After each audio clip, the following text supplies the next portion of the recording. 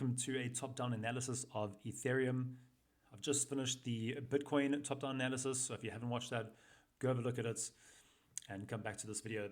So we're on the monthly chart for Ethereum, which I'm exceptionally bullish on. And the reason being is because when we look at this chart from the start of the year,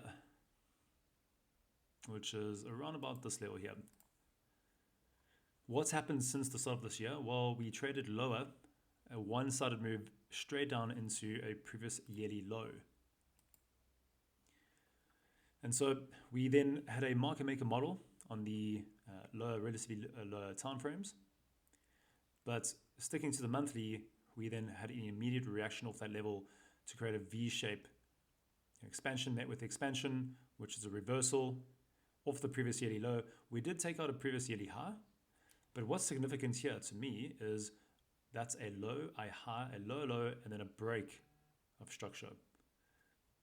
And now, why this is relevant is because that then is a breaker block, in addition to the fact that we have a fair value gap.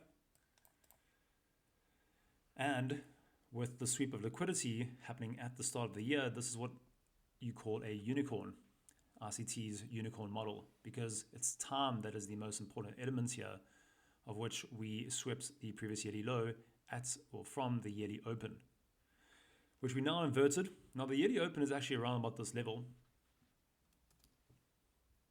If I had to go get into the specifics, start of 2025, where we at? Okay, there it is. So just to get it exact, that's the level we bounced off on this liquidation event. That low over here was inducements. And so we swept out this previous monthly low. And in addition to that, this blue block is that monthly fair value gap. So to me, expansion, this is a retracement.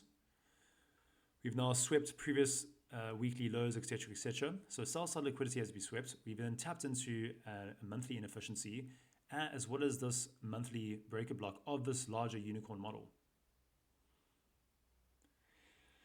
So I expect more upside, and the thing is that yes, you may argue that it could be bearish because we've swept the previous high, but that's not true on the CME futures chart.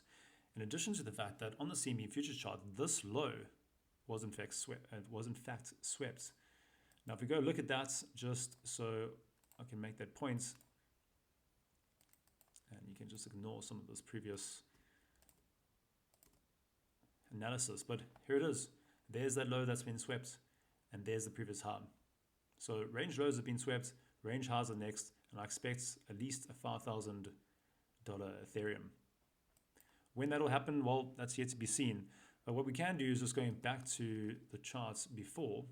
All right, so we've now had a reaction off this monthly fair value gap. Let's go look on the 4-hour charts to see if we're getting a reaction. Now, I'm jumping ahead a bit here. So let me just take a step back and go to this weekly liquidation event wick. And when we look at that, we had a reaction off of, and this was a level I was referring to in the Discord, where I was looking for Bitcoin to have a bounce off the 0.75, which we discussed in that previous video. And I wanted to see a 0.5 reaction from Ethereum, right? So Ethereum's made a higher low, and that creates SMT. Right, so there's that level we're referring to. It's also that monthly order block, but it's the 0.5 of that previous liquidation event wick, which we're getting a reaction. And so if we get continuation from this level, we've now made a swing low. In fact, we have confirmed the swing low on the weekly, which is relevant because it's come out of the monthly fair value gap.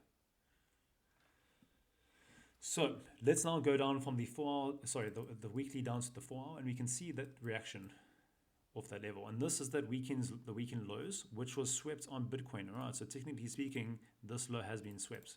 So that's SMT with Bitcoin. And because it's the higher low, this is the stronger assets. And when we look at this level here, there's your change in the state of delivery.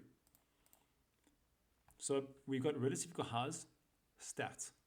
In addition to that, we got a relative highs here, which is the previous all-time high, at least on the spot chart, not on the CME chart. So similar to Bitcoin's with the Bitcoin analysis, we're now sitting at this previous day high, right? With Wednesday, and then there's Monday over there as well.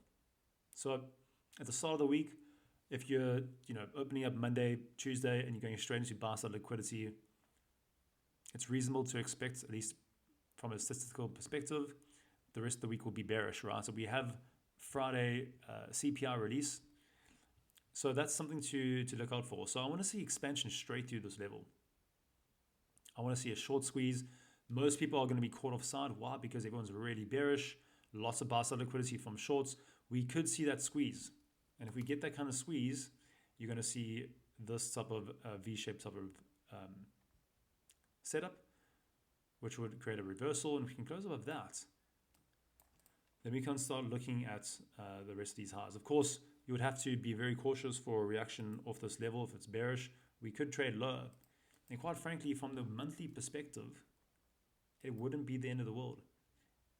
Even if we had to make another monthly low, this unicorn setup is still valid. However, you would prefer to see just a tap and go. That would be far more bullish. But it is permissible for price to drop lower. Then you'll just be sweeping a previous monthly low, assuming that happens at the start of November. And that would catch a lot of people offside. Imagine we get this bounce, lots of people going, oh my word, I was shorts, I got stops, let me flip to long. Those longs get burns, and then we trend higher. So it's yet to be seen. And this is quite a pivotal week because of CPI coming out later. And of course, we just started the week bullish. So we need to see immediate continuation at the start of this week. And then we need to see a reaction of this level for continuation and not a rejection. If we do, not the end of the world, this level is still relevant. So yeah, exciting week ahead. Stay tuned. I'll be back tomorrow for another analysis on Ethereum. See you guys then. Cheers.